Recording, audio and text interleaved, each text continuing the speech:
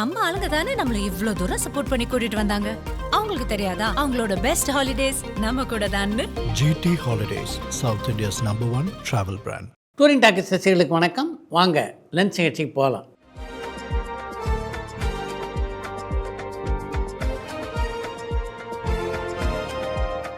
என்னம்மா முதல் கேள்வி? சித்தா படத்தோட டைரக்டர் அருண்குமார் என்ன பண்ணிட்டு இருக்காரு? அவர் RKFக்காக ஒரு படம் பண்ணுறதாகவும் அந்த படத்துக்கு அட்வான்ஸ் வாங்கிட்டதாகவும் நீங்கள் சொல்லியிருந்தீங்களே, அந்த படம் என்ன ஆச்சுன்னு ஜானி யாழ்ப்பாணத்துலேருந்து கேட்டிருக்காங்க. எந்த ஒரு காலகட்டத்திலும் தெளிவாக முடிவெடுக்கக்கூடியவர்கள் அப்படின்னு ரஜினிகாந்த், கமல்ஹாசன் ஆகிய இருவரையும் சொல்லலாம். ஆனால் சமீப காலமாக பார்த்தீங்கன்னா அவங்களுடைய படங்களுக்கான இயக்குநர்களை தேர்வு செய்தலையும் சரி, கதைகளை தேர்வு செய்தலையும் சரி, ஏதோ ஒரு குழப்பம் அவங்க ரெண்டு பேருக்குமே இருக்குது. எதனால் அப்படி ஒரு குழப்பத்துக்கு அவங்க ஆளாயிருக்காங்க அப்படின்னு என்னால் புரிஞ்சிக்க முடியல. மிர்ச்சி சிவா அடுத்து எதுவும் படத்தில் நடிச்சிட்டு இருக்காரா? அவரை பற்றி எந்த அப்டேட்டுமே வர்றது இல்லையேன்னு மதிஷான் ஸ்ரீலங்காலேருந்து கேட்டிருக்காங்க. மிர்ச்சி சிவா அடுத்து தமிழ் படத்தை இயக்கிய அமுதனுடன் இணைந்து ஒரு படத்திலே பயணிக்க இருக்கிறார். ஒரு படத்தோட ரிலீஸ்க்கு நியூஸ் பேப்பரில் ஃபுல் பேஜ் அட்வர்டைஸ்மெண்ட் போடக்கூடாதுன்னு தயாரிப்பாளர் சங்கம் தடை போட்டிருந்தாங்க.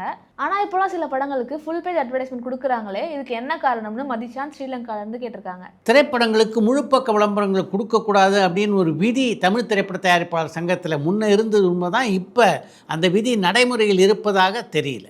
ரிவ்யூ ஷோ சினிமா தோன்றின காலத்துலேருந்தே இருக்கா, இல்லைன்னா இடையில வந்துச்சா?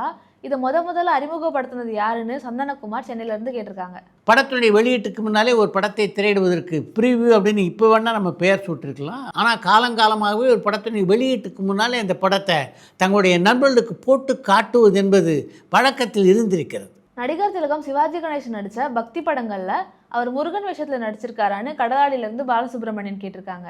முருகராக ஒரு முழுநீள படத்திலேயே சிவாஜி நடித்திருக்கிறார். நரசு ஸ்டுடியோ தயாரிப்பில் சிவாஜியும் பத்மினியும் நடித்த அந்த திரைப்படத்தினுடைய பெயர் ஸ்ரீவள்ளி. TR ராமண்ணா தான் அந்த படத்தை இயக்கினார். கதாசிரியரான கலைமணி ஏதாச்சும் தமிழ் படங்களை இயக்கியிருக்காரான்னு கடலாடியிலேருந்து பாலசுப்ரமணியன் கேட்டிருக்காங்க. தெற்கத்தி கள்ளன், பொறுத்தது போதும், மனித ஜாதி, 50லும் ஆசை வரும் ஆகிய 4 திரைப்படங்களை இயக்கியிருக்கிறார் கதாசிரியர் கலைமணி. கமல் சாரோட லீடான் காந்தி டாக்குமெண்ட்ரி ஃபில்மை எங்கே பார்க்கலாம்? ஏன் அதுக்கு எந்த விதமான ப்ரமோஷனும் பண்ணலன்னு சங்கர் மலேசியாவிலேருந்து கேட்டிருக்காங்க. கமல்ஹாசன் ப்ரெசென்ட் பண்ண லீடான் காந்தி அப்படின்ற டாக்குமெண்ட்ரி படத்தை நீங்கள் வலைத்தளங்கள்லையும் பார்க்கலாம், இன்ஸ்டாகிராம்லையும் பார்க்கலாம், கமல்ஹாசனுடைய ஃபேஸ்புக் தளத்திலும் பார்க்கலாம். சித்ரா சார், உங்களுக்கு ஜாப்பனீஸ் தெரியுமா? அப்படி தெரியும்னா வாகாக்கு என்ன அர்த்தம்னு சுரேஷ் சிதம்பரத்துலேருந்து கேட்டிருக்காங்க. ஜப்பானில் கல்யாணம் நடித்ததுனால எனக்கு ஜப்பானி மொழி தெரியும் அப்படின்னு நினச்சிக்கிட்டிங்களா என்ன? அந்த படத்தில் நான் சொன்னது வாகா இல்லை, அது பேர் பாகா. பாகான்னா ஜப்பானி மொழியில் முட்டாள் என்ற அர்த்தம். அந்த வார்த்தைக்கு அப்படி ஒரு அர்த்தம் இருக்கின்ற காரணத்தினால தான் ஜப்பானில் கல்யாணம் படத்தில் அந்த ஜப்பானியரை பார்த்து பாகா அப்படின்னு கவுண்டமணி சொன்ன உடனே அவர் அடிப்பதற்கு அந்த ஜப்பானியர் அந்த அளவு வேகமாக ஓடி வந்தார். கவிஞர் வாலி தனக்கு ஒரு மகன் இருக்கிறதா ஒரு டிவி இன்டர்வியூவில் சொல்லியிருந்தாரு. அந்த மகன் இப்போ எங்கே இருக்காரு? சினிமா துறையில் தான் இருக்காரா, இல்லை வேறு எதுவும் துறையில் இருக்காரான்னு சிதம்பரத்துலேருந்து வெங்கடேசன் கேட்டிருக்காங்க. வாலிக்கு ஒரு மகன் இருக்கிறார். அவருடைய பெயர் பாலாஜி. சென்னையில் தான் அவர் வசிக்கிறார். ஆனால் சினிமா உலகத்தோடு அவருக்கு எந்த தொடர்பும் இப்போ இருக்கிறதா தெரியல. செல்ஃபோனோட IMEI நம்பரை வச்சு ஃபோன் எங்கே இருக்குன்னு கண்டுபிடிக்கிற அளவுக்கு டெக்னாலஜி வளர்ந்த இந்த காலத்தில் ஜனநாயகன் படத்தை லீக் பண்ணது யாருன்னு இன்னும் கண்டுபிடிக்க முடியலையே ஏன்னு வெங்கட்ராமன் பாண்டிச்சேரியிலேருந்து கேட்டிருக்காங்க. ஒரு திரைப்படத்தை வலைதளங்களிலே கசிய விடுகின்ற திருடனை பிடிக்கிறது அப்படின்றது அவ்வளவு எளிதான காரியம் இல்லை. அந்த காரியத்தில் முழுமூச்சோடு தமிழக போலீஸார் இப்போது ஈடுபட்டிருக்கிறார்கள். மிக விரைவிலேயே அவர்கள் எல்லோரையும் வளைத்து பிடித்து விடுவார்கள் அப்படின்ற நம்பிக்கை எனக்கு இருக்குது. ரஜினி சார் எந்த இயக்குனர் கூட அதிகமாக படம் பண்ணியிருக்காங்கன்னு பிரியா விழுப்புரத்துலேருந்து கேட்டிருக்காங்க. ரஜினி அதிகமாக இணைந்து பணியாற்றிய இயக்குனர்னா அது SP முத்துராமன் தான். போனா ஒரு கேள்விக்குறி படத்திலே தொடங்கி அவருடைய உறவு பாண்டியன் திரைப்படம் வரையிலே நடித்தது. மொத்தம் 25 ரஜினிகாந்த் படங்களை இயக்கியிருக்கிறார் SP முத்துராமன். தமிழ் சினிமாவில் முதல்ல ஒரே படத்தில் 2 ஹீரோயின் கூட நடித்த நடிகர் யார்? அது எந்த படம்னு வள்ளி தூத்துக்குடியிலேருந்து கேட்டிருக்காங்க. 1955ஆம் ஆண்டிலே ஜெமினேசன் நடித்த கணவனே கண்கண்ட தெய்வம் என்ற திரைப்படம் வந்தது. அந்த படத்தில் ஜெமினேசன் நடித்தது 2 கதாநாயகர்கள், ஒருத்தர் அஞ்சலி தேவி, இன்னொருத்தர் லலிதா. 1956ஆம் ஆண்டிலே வெளியான மதுரை வீரம் படத்தில் MGRவுடன் நடித்தது 2 கதாநாயகர்கள், ஒருத்தர் பானுமதி, இன்னொருத்தர் பத்மினி. அதே மாதிரி 1957ஆம் ஆண்டு பார்த்தீங்கன்னா சக்கரவர்த்தி திருமகள் அப்படின்ற படத்தில் MGR நடித்தார். அந்த படத்துலையும் 2 கதாநாயகிகள், ஒருத்தர் அஞ்சலி தேவி, இன்னொருத்தர் S வரலட்சுமி. ராஜராஜ சோழன் படத்தில் சிவாஜிக்கு முன்னாடி TK பகவதி தான் அந்த கேரக்டர் நடிக்கிறதா இருந்தது. அது உண்மையான சுப்பையா திண்டுக்கல்லேருந்து கேட்டிருக்காங்க. 1958ஆம் ஆண்டிலேயே ராஜராஜ சோழன் கதையை படமாக்க ஒரு முயற்சி எடுக்கப்பட்டது. அப்போ அந்த படத்தை இயக்குவதாக இருந்தவர் P. புல்லையா. அந்த படத்திலே ராஜராஜ சோழன் நடிக்க ஒப்பந்தமாக இருந்தவர் தான் டி.கே. பகவதி. அந்த ராஜராஜ சோழன் திரைப்படத்திலே சிவாஜி ஏற்றிருந்த கதாபாத்திரம் என்ன தெரியுமா? விமலாதித்தனுடைய கதாபாத்திரம். குந்தமையாக பத்மினி நடிக்க இருந்த அந்த படத்துக்கு திரைக்கதை வசனம் எழுதியவர் அரு ராமநாதன். ஒரு சில பிரச்சனைகள் காரணமாக அந்த படம் வளரல.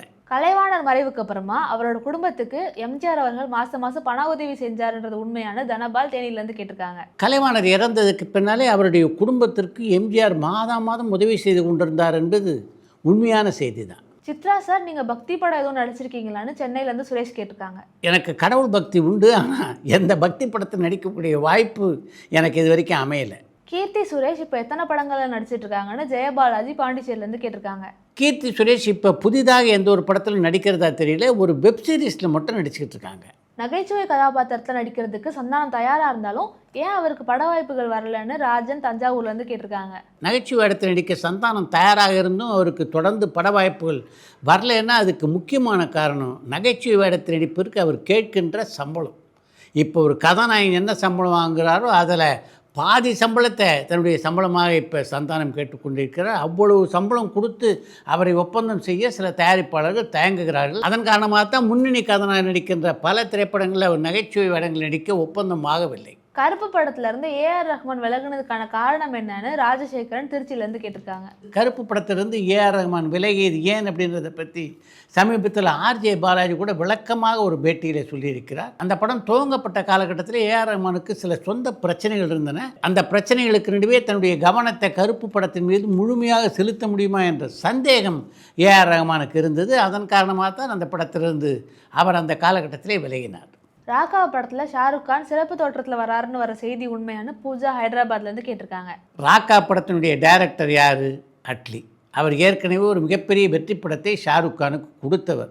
அதனால் ராகா படத்தில் ஒரு கௌரவ பாத்திரத்தில் ஷாருக் கான் நடிக்க வாய்ப்பு இருக்குது.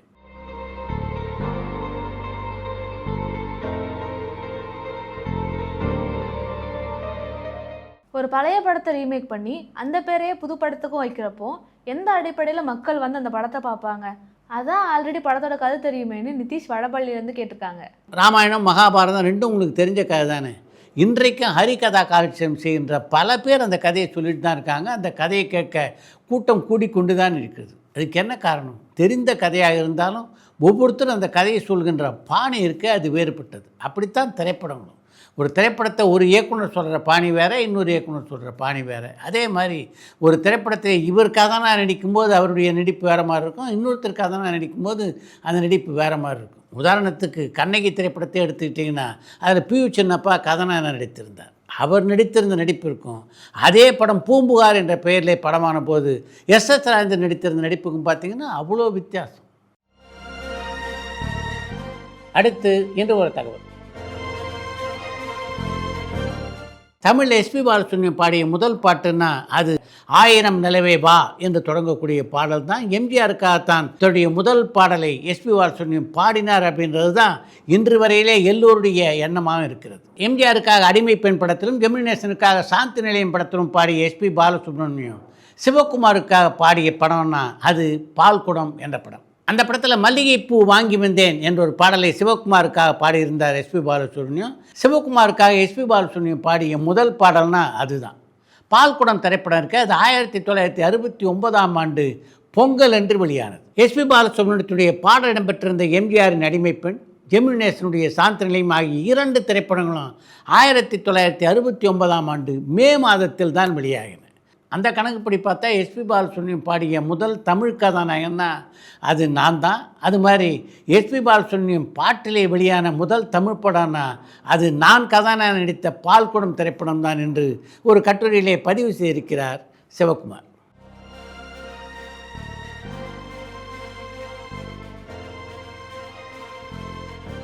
இத்துடன் இன்றைய லென்ஸ் நிகழ்ச்சி நிறைவு பெறுகிறது. மீண்டும் அடுத்த லென்ஸ் நிகழ்ச்சியிலே சந்திப்போம்.